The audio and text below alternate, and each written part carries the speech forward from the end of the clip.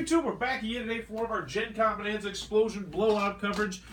Gen Con 2016 has come and gone. We are back from Indianapolis, and I'm not going to be doing too much talking in this video because I did not go to the event we're going to be talking about. But we're going to be giving our thoughts on the Dragon and Flagon Rollout Party held by Stronghold Games. It was an event held Friday night at Gen Con. It was from 9 p.m. to midnight, I believe it was. Yes. And it was $4 to enter the event. So we're going to be talking about the game itself, but mostly about the event in case Stronghold Game does future events like this in the future. So, yeah.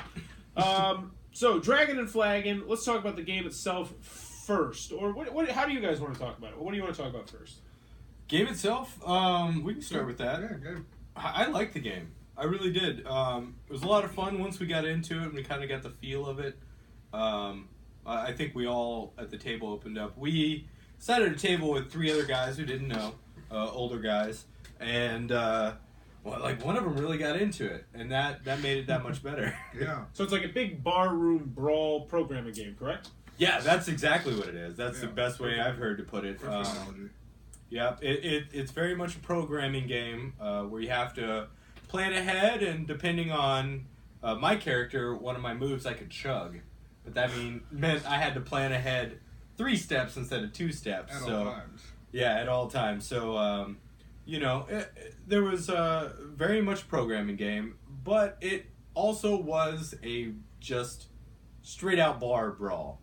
They had one mechanism in the middle, the flagon, and that kind of drew people to the middle because if you got the flagon, you got your special dragon card. Yeah, you got a special card you could put in your deck, and the whole time you got all your cards in front of you. Once we got it set up, and they had already put together the furniture and everything, all the boxes. I'm assuming it's all pop-out stuff you got to piece together the first time you play. It was a little tedious to set up. A lot of components. There's tables, there's barrels, there's mugs on the tables, there's chairs, there's rugs underneath all of it.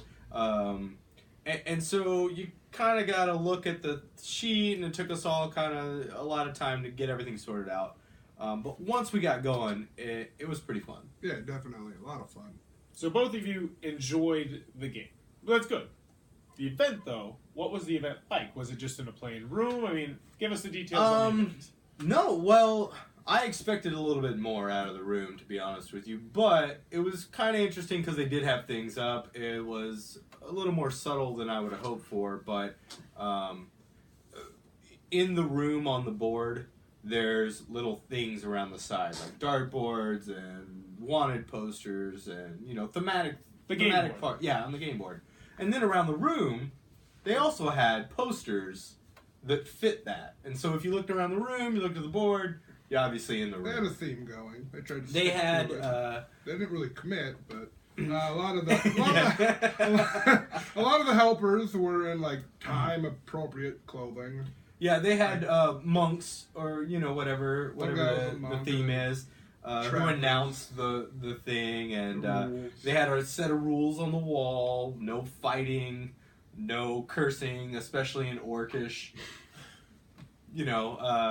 A slew of rules which were mostly humorous, but for the most part, the room was kind of lackluster. Presentation was lacking a little bit. Now it was a packed room. It was a packed room. And they did a really good job of teaching the game from a stage on a microphone to a lot of people. It wasn't like one person at the table teaching it. They had roaming people to help us. I think there was about and the roaming people were also in cosplay for the most part. That's what I was not too bad. But I don't know. I was kind of hoping for more of a room, more of a theme. I thought I heard the head explainers say that they had some other event in that room that ended at 9. Oh, that's true. They only had 30 minutes to set up. They did say that. They were planning on setting up all the boards for us, which would have shaved down that time drastically. Okay. But to go into the room and to be able to just say, hey, and somebody immediately come over. True. Yeah, they would solve our problem and give us more information and all of that, and just let us know how we're supposed to be playing the first time. I feel like that's huge. That's really big, Really helpful. and they were all really good. It was the designer, and I think some people that were close to the designer and everything that were kind of circling around. So it was good rules and good explanations that you were getting when you had to ask for it. And there were, I believe you said, lots of free games being handed out. Correct? At one at every table, wasn't there? Every table. So they were. God, there had to be over 20 tables. Oh yeah. I would say much. I would say maybe close to 50 tables, and every winner of the table won the game. Nice, very nice. They also included, and I'm kind of sad that I'm not drinking out of it, but everyone that played got a nice beer glass with Dragon and Flagon on it.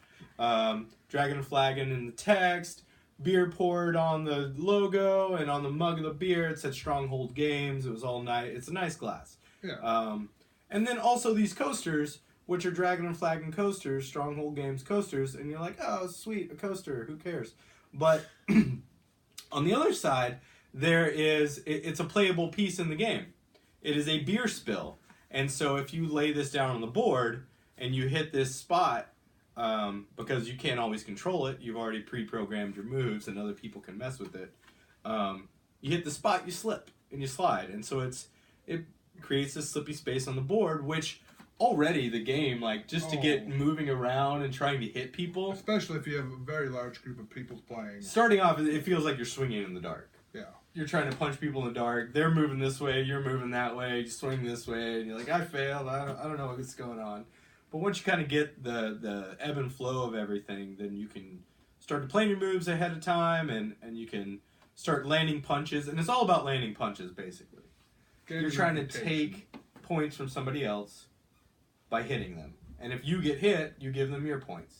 And it's basically that, back and forth, for X amount of turns. Okay. Another interesting thing is we didn't know when the game was going to end.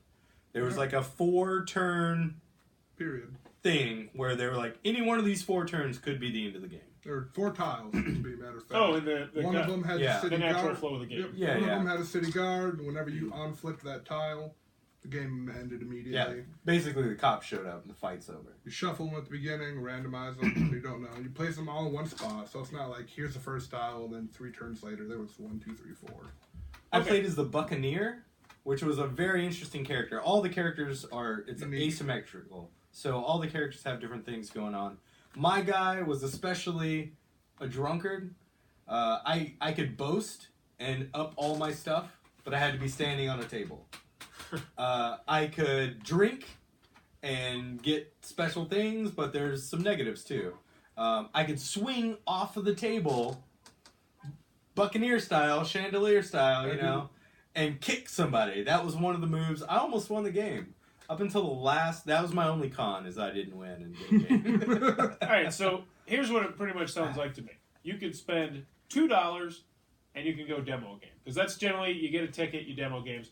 This sounds like you double that for $4, and you're going to get to demo the game with a great helper. This sounds like a no-brainer to me. But what are your guys' thoughts on it? Originally, I thought the tickets were closer to $9. Well, he bought them, and I was still happy with it. With $9 tickets? I was happy with $9 tickets, and we left at like 10:30. Yeah, well, the games. So there was, they were ready to do another round, and because they did open it to the general population, but they gave preference to the actual ticket holders.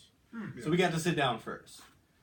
They kind of held the line to the side, let all of us go with the actual tickets go first, and then they filled in any blanks with general tickets. So I'm sure when we left, there were 2 very happy people that walked in. But yeah, I would say $8 still a good deal. So overall, if Stronghold Game does another event next year, another big rollout for another game, you would recommend it, absolutely. Yes. It depends on the game, really. Look at the value. Personally, it depends on the game. But look at the value. for a $4 value, and you learn the game, and if you win, you get the game. Well, they might not always do that, but yeah, I'm sure they're going to be handing out games. If it's close to the same thing, I would say definitely grab it up. What if they wouldn't have given away any free games, but everybody would have got a mug and a coaster? A glass? Glass and a coaster. That glass alone is probably worth $10. All right, so that as soon as they put all the glasses on the table, I was like, oh, I'm happy. Let's play a game. So that was the Stronghold Games Dragon and Flagon Rollout Party from Gen Con 2016. Sounds like they had a really good time at it. If you went to it, or if you like Dragon and Flagon, what do you think about Dragon and Flagon? Ask a question. Bail me out. In the comments below. Based on our description of this game, would you have rather done this or the Dice Tower dinner that you went to instead? Let me know in the comments below. And as always, thanks for your time, YouTube.